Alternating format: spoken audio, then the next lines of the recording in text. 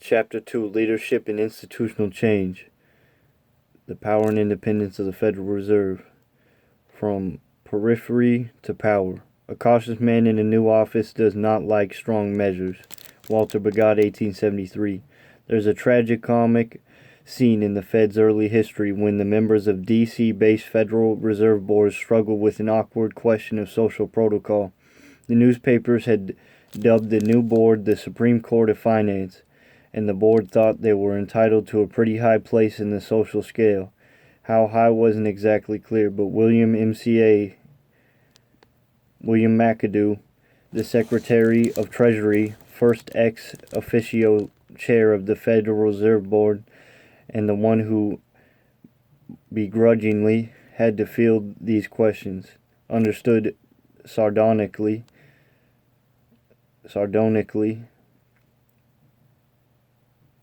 that these bankers and bureaucrats did not want to be pale and distant stars, lost in the Milky Way of obscure officialdom.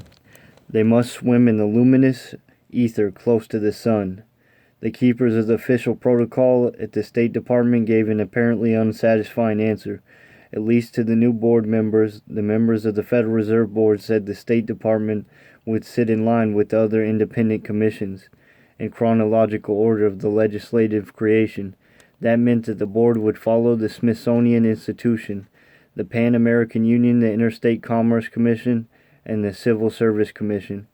When this didn't satisfy the status-conscious members of the board, the question was taken to President Wilson. As Secretary McAdoo reported it, the shadow of a frown passed over Wilson's face as the nature of the question of the Fed's social standing dawned on him. "I can do nothing about it," the president remarked. "I am not a social arbiter." When McAdoo passed him, the president retorted, "Well, they might come right after the fire department." McAdoo, evidently pleased by this recounted exchange decades later, explained that he never told the members of the board what the president had said. It would have caused them needless pain. The State Department's view of protocol carried the day. This chapter takes up the question of how an institutional backwater gasping for recognition behind the fire department and the Pan American Union became an institutional juggernaut that occupies a singular space within government. To answer the question, we pick up the narrative where we left it in the last chapter.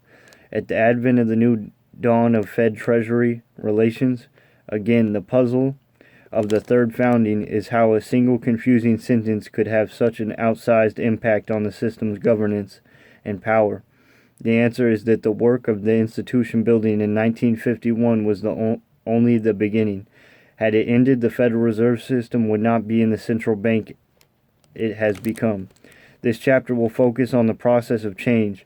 Here again, the work did not occur through the legislative process in Congress, but through the exercise of slow, cautious, painstaking leadership within the Federal Reserve System. It was the caution, though, that made it most effective.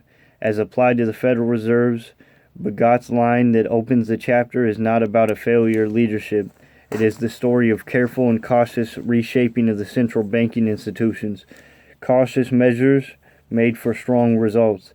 The chapter's focus will be on the Fed chairs, William McChesney Martin, Paul Volcker, and Alan Greenspan. They were not the only Fed chairs during this period. I'm skipping 3 others. Only historians and longtime Fed watchers remember the treasure of influential chair Arthur Burns, chair 1971 through 78, about whom we will have more to say in later chapters. Fewer still recall the short tenure of G. William Miller, chair 1978 through 79, and almost no one but alumni of Swarthmore College remembered the name Thomas McCabe, chair 1946 through 51, including, as we have seen during the Fed Treasury Accord, a prominent Swarthmore alum and donor for whom the school library is named. These chairs certainly influenced the way that we think about the Federal Reserve System. But in terms of defining the Fed and the form it eventually took, these 3, with Mariner Eslis, Martin Volcker, and Greenspan, are by far the most influential. Given how much influence these Fed chairs have had on the institutional development of the system, it is tempting to accept the Ulysses Punchbowl account of independence and allow the chair to stand and for the entire system completely. But even this chapter's focus on the three chairmen doesn't support that view. First of all, we have already seen what Esselstyn did to influence the Fed when he was both a special assistant to the president and then after he was effectively removed from the Fed chair during the Fed Treasury Accord. Second, the Fed chair's actions were and are constrained by various other actors within the system. As the next three chapters explained in detail, the point is to show how individuals matter and how and why the Fed became the institution it is today, even as the legal governance structure of the Federal Reserve System stayed mostly the same. William McChesney Martin, implementing the Accord, consolidating power. There is a good reason why the two main Federal Reserve buildings are named Mariner Esselstyn and William McChesney Martin Jr. Esselstyn was already known, but Martin cemented the Esselstyn legacy and introduced the changes of his own that have had consequences on the way the central banking is practiced throughout the world. Three changes in particular are worth attention. First, the operations of central banking, with the Fed staff economist Winfield Reifler. Martin overhauled the practice of central banking so that it became focused on interventions in one narrow market, the market for short-term government securities. Second, the language of the central banking. Martin loved metaphors and used them constantly, and his metaphors have become the standard explanations for central banking, especially in thinking about the Federal Reserve as more than the fighter of crisis. And third, the politics of central banking. Martin launched a successful effort to give content to the ambiguous Fed Treasury Accord, which included picking fights with U.S. presidents. Martin was himself a child of the Federal Reserve System. His father was the first chair of the Federal Reserve Bank of St. Louis and in 1929 became its governor, and later after that, the 1935 Act, its president just in time for the Depression. Martin grew up in the company of his father's dinner guests, including Benjamin Strong and Carter Glass. In that presence, he was provided a continuing seminar in central banking and public service. Although there is no record of exactly what Benjamin Strong and Carter Glass said in Martin's presence, during those formative years, the elder Martin viewed the separation of central bankers from the politician and plutocrat as central to his worldview. After Martin assumed the chair as part of the Fed Treasury Accord, he set about a multi-year program for changing the modern practices of central banking, working with Reifler, his chief economic advisor and one of the most influential economists in the Fed history. He began to articulate an enduring framework for monetary policy that remained the standard practice for the next 50 years. Until the beginning of the financial crisis in 2008, Martin described it as a flexible monetary policy, by which he meant leeway to sometimes take aggressive actions inside the market and give leadership to market actors where interest rates go, while at other times the Fed should cool its heels and let markets find their own way. Put differently, Martin wanted the Fed to nudge interest rates up when the economy looked a little overheated, then nudge them down when it looked a little cool. This outlook on monetary policy was different from the one he had inherited in 1951. Today it is so standard that economists and central bankers generally describe this approach as conventional monetary policy. Martin's approach required major changes to the operations of the Fed as they existed at the time. Most importantly, it meant hacking away the pride of place for the Federal Reserve Bank of New York. The consequence of Carter Glass's partial victory over Mariner Esselstyn and preserving the reserve banks in Fed policy making was this: some bank presidents still sought to exercise more power than their statutory authority allowed because they had a seat at the table. Exaggerating their stature was easy to do. Alan Sproul, the president of New York Fed, was one such president. His voice dominated three levels of monetary policy decision making. When the full FOMC met just 4 times a year, the New York Fed president was the traditional vice chair and held a permanent seat on the FOMC, whereas the other 11 reserve banks had to rotate in remaining 4 seats. Second, unlike today, the full FOMC was not in session, and his place was an executive committee consisting of the Fed chair of New York Fed president, 2 other governors, and 1 other Reserve Bank president. The executive committee had roughly the same policy-making authority as the full FOMC. And finally, the New York Fed implemented decisions of the executive committee, or FOMC, on its own. From its trading desk in New York City, this included making decisions about which assets to purchase and what kinds of time horizons. That is, whether to buy short-term government bonds or long-term corporate bonds.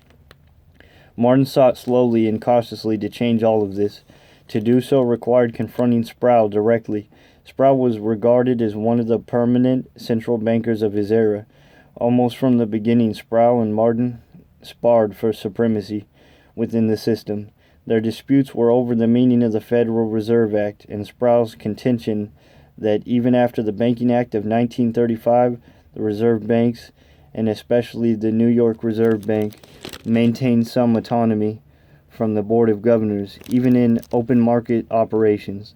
Sproul's approach to stand up for the New York Fed became clear almost immediately. In his capacity as vice chair of the FOMC and as the member of the executive committee, Sproul would confront Martin relentlessly, conducting parallel statistical analysis to reboot the conclusions and recommendations that Martin would advance to the entire FOMC, and in the implementation of the decisions of either body. Sproul exercised autonomy by simply refusing to report. Implementation was his part of the playground, not Martin's. Over the course of his first 5 years, Martin used Saugen with his other colleagues in both the board of the FOMC to chip away at Sproul's and New York's authority. The FOMC voted to double their meetings from 4 to 8 per year to get more participation from the other governors.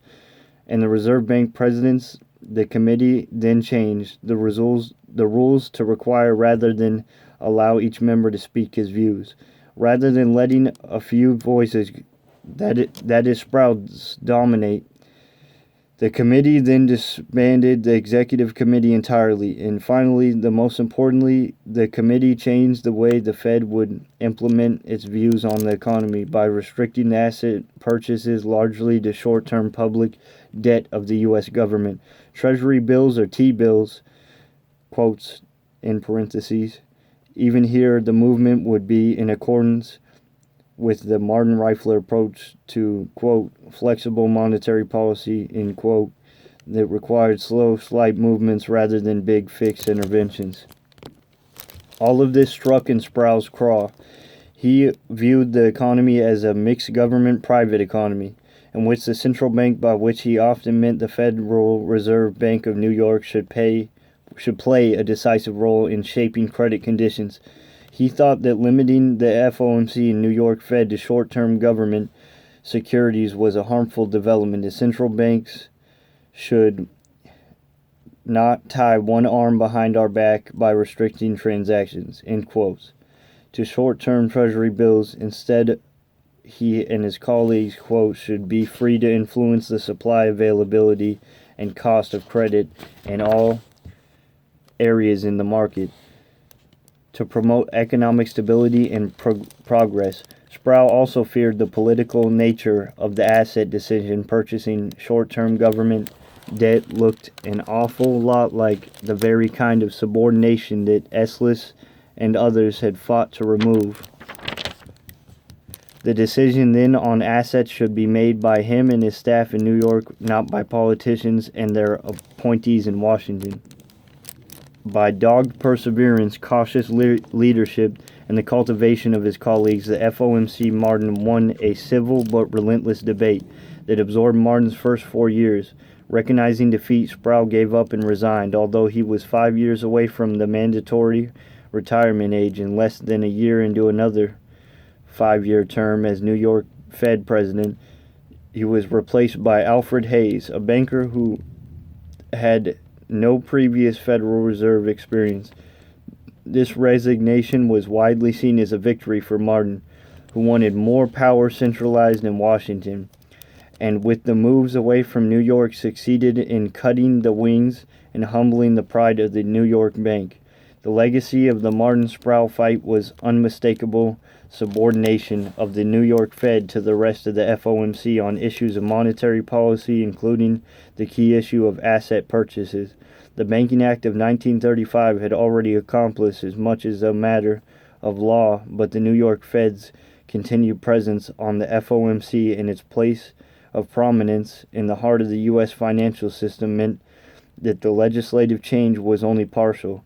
Personalities matter, and Martin wrested from Sproul the control of monetary policy and with it a significant measure of power of the Federal Reserve System. Martin and the poetry of central banking. In addition to radically altering the balance of power within the Federal Reserve System and changing the way the monetary policy is practiced, he also changed the language used to describe the Fed's function. It is hard to overstate Martin's love for metaphors. The public speeches are full of them. Most famously, of course, is the punch bowl. The idea of the Federal Reserve follows the Martin-Rifler flexibility monetary policy approach of nudging interest rates up, just as Chaperone, who has ordered the punch bowl, removed just when the party was really warming up. But that wasn't his only enduring image. The Fed must also, he explained, lean against the winds of deflation or inflation. Whichever way they are blowing, another he preferred and used frequently was that of the economy as a river. Yeah. The Fed's aspiration was for money and credit to flow like a stream. This stream or river is flowing through the fields of business and commerce. We don't want the water to overflow the banks of the stream, flooding and drowning what is in the fields. Neither, or some say neither, do we want the stream to dry up and leave the fields parched. Martin changed the language of central banking to use terms we still use today, and as he did, he changed the public's perception of what the Fed did. This changed conception of Fed practice matched his view of flexible monetary policy by changing the practice and language of monetary policy. Martin offered a new theoretical justification for central bank independence, away from a bargain struck between bankers and politicians and toward the idea of technocrats managing the economy. In this way, his leadership not only pushed the operations of the Fed in a new direction, but gave those operations a new vivid basis in language. If the Fed operates in an economy of words, as Douglas Holmes has put in Martin's metaphors as the tools to explain the legitimate itself, the legitimize itself, the Ulysses Punch Bowl conception of Federal Reserve independence, the idea that the Fed is full of technocrats only doing the work in the long-term best interests of society, and it is better left alone so that it can perform it well, needs the metaphors of Ulysses and the Punch Bowl. Martin can't take credit for Homer's Odyssey, but he is the author of the Punch Bowl. Martin and the politicians. Martin's final legacy is more of a legacy of the Martin era, and that is the idea that the separation of monetary and fiscal policy is as much a bailiwick of the president as it is the central banker. Martin showed a few acts of political courage during this time, but so much more depended on the president, for better and worse. And Dwight Eisenhower, the country, and its central bank had a strong hawk on inflation. In the first State of the Union speech, he noted that past differences in policy between Treasury and the Federal Reserve Board had helped to encourage inflation. His policy would be different. Henceforth, I expect their single purpose shall be to serve the whole nation by policies designed to stabilize the economy and encourage the free play of our people's genius for individual initiative. Eisenhower would make his position clear clearer later in 1956. The Board of Governors had just raised the discount rate, one of the ways the central bank removes the punch bowl as the party is getting started. Politicians are rarely in a mood to stop dancing, including inflation hawks like Eisenhower, but when asked at the press conference about his administration's opposition to Martin's move, President Eisenhower explained that the only comment I could logically make is this: the Federal Reserve Board is set up by a separate agency of government. It is not under the authority of the president, and I really personally believe it would be a mistake to make it definitely and directly responsible to the political head of the state. This is fascinating endorsement of the Ulysses Punch Bowl view of the Fed independence and certainly made Martin's political life more livable. If Martin was the poet of the Fed independence, Eisenhower was the patron who let it be so. The Ulysses Punch Bowl conception of Fed independence had no such patron in the presidency of Lyndon Baines Johnson. For Truman, Martin just had to wait for the clock to wind down on an unpopular president. For Eisenhower, there was nothing for Martin to do but enjoy the autonomy during the same time. Of course, he had more intractable problems of internal governments with Sproul and the FOMC. Lyndon Johnson was a different story. LBJ was and remains one of the most storied political operators in U.S. history, and he has assumed the presidency with clear goals.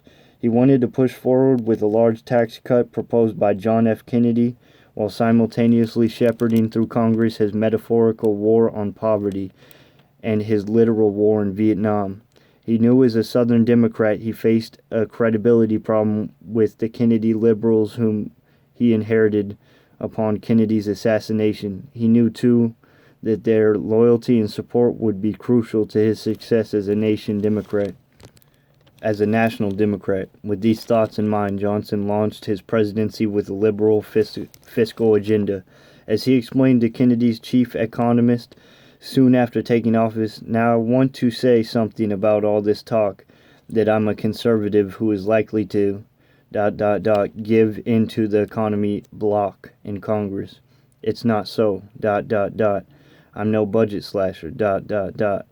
I'm a Roosevelt New Dealer." As a matter of the fact, to tell the truth, John F. Kennedy was a little too conservative to suit my taste. The fiscal conservative William McChesney Martin and the New Dealer Lyndon Johnson were bound to conflict. The conflict came in two ways. First, on the relatively minor issue of the discount rate, Martin and his colleagues feared inflation and began to pull back on the overheating economy.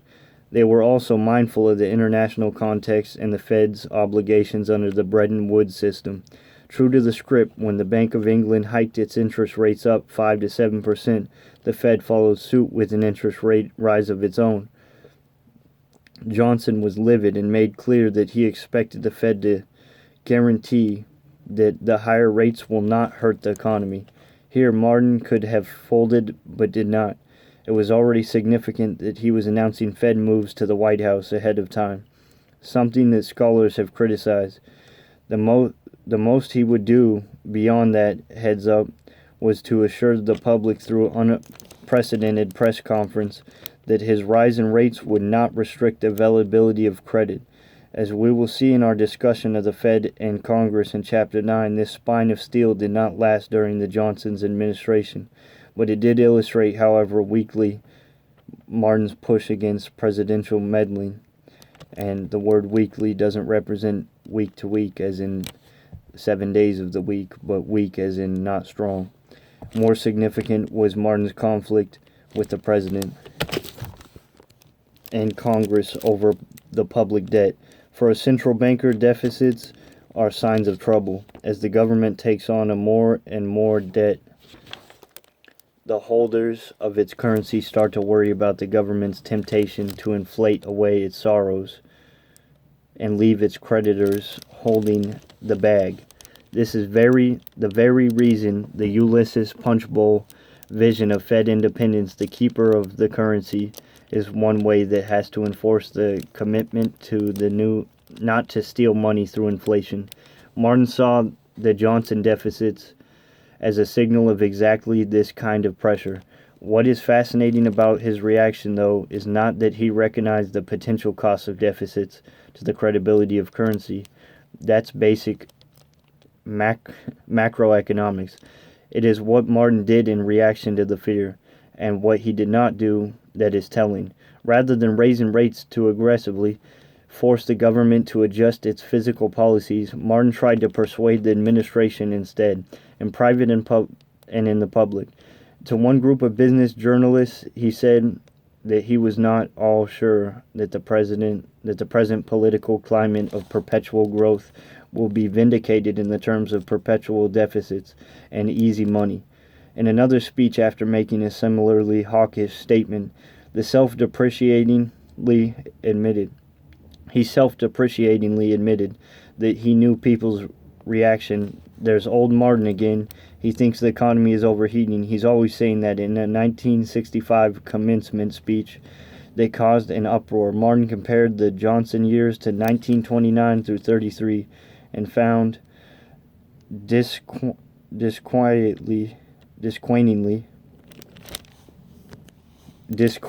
similarities, and concluded with a warning. Then, as now, government officials, scholars, and businessmen are convinced that a new economic era has opened, an era in which business fluctuations have become a thing of the past. The implication of these speeches was clear. The politicians needed the right to the fiscal ship. At times, there are those who complain bitterly about a central banker doesn't stick to their knitting of monetary policy and monetary policy alone. To take a modern example, Fed Chair Janet Yellen spoke in 2015 about income inequality and the dangers it posed to smooth growth of the economy. This caused some people to respond angrily, and the Fed needed to butt out. What Martin's example here tells us isn't that this kind of nosing about his fiscal policy works. It actually didn't in Martin's case. His warnings about incoming inflation were correct, but he did not or could not back them up with preemptive policy actions. Martin does tell us, though, that there is venerable tradition of Fed chairs making comments designed to influence economic policy, making far beyond the walls of the Federal Reserve building on Constitution Avenue. Martin's legacy then was threefold. First, he implemented the Fed Treasury Accord, giving his Treasury sponsors an institutional surprise in the process. At the same time, he changed the operations of the Fed to create what we now call conventional monetary policy. The purchase of short-term government securities to influence interest rates in a reaction to inflationary and deflationary pressures, one nudge at a time. Second, he simultaneously created the language, especially the metaphors of central bank independence. Quotes, "It is a tribute to Martin that he was able to convey his technical approach of flexible monetary policy in words that are cited by journalists today.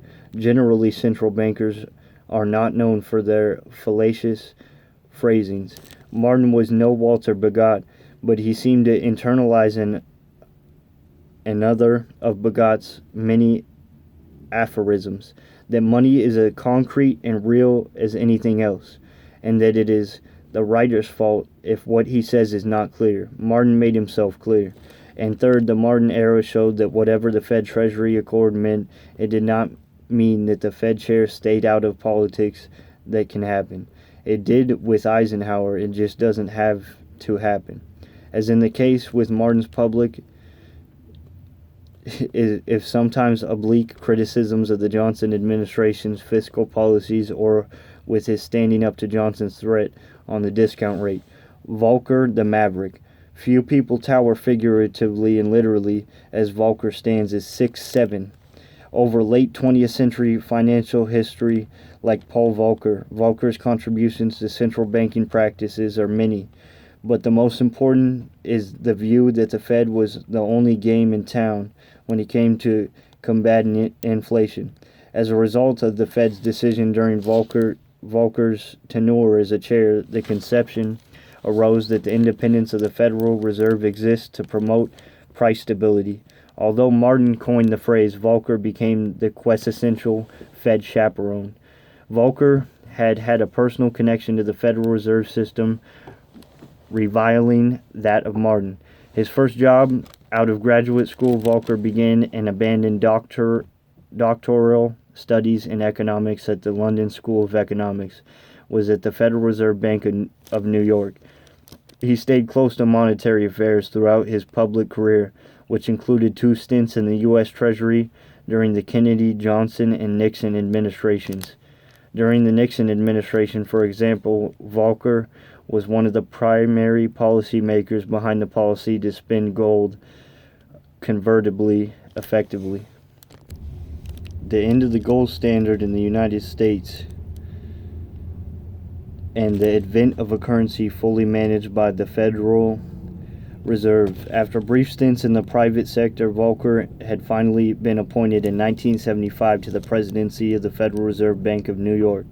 By the summer of 1979, Jimmy Carter was in the White House, amid a continuing economic slump and ever-increasing inflation, a phenomenon dubbed stagflation. In an effort to reboot his economic policies, Carter announced that he would engage in a dramatic reshuffling of his cabinet, including by announcing the resignations of his Attorney General and Secretaries of Treasury, Transportation, Energy, and Health, Education, and Welfare. To replace his retiring Secretary of the Treasury, Carter tapped the man he had just installed as his own Fed chair, G. William Miller. Miller was not regarded then or later as a competent central banker. Miller was neither banker nor economist, but the former CEO of the industrial conglomerate Textron Incorporated. His only experience with central banking was 1 term of the board of directors of Federal Reserve Board of Boston, but his lack of experience was part of his appeal. He was installed in the position with the surprising support of the economists like Milton Friedman, who responded supportively to Miller's appointment. "We have had enough of bankers," Friedman said. Within months, though, it was clear that Miller's only institutional innovations were an effort to make the meetings of the FOMC smoke-free. Volcker, then on the FOMC as president of the Federal Reserve Bank of New York, was inseparable from his cheap cigars, including in FOMC meetings, and to limit discussion with an egg timer he displayed during these meetings. It seemed his strategy for combating inflation from within the central bank was making the FOMC meetings less tedious for him to endure. Whether Miller was removed from the Fed because of his failures there or brought to the Treasury because of Carter's confidence in him is the source of some controversy.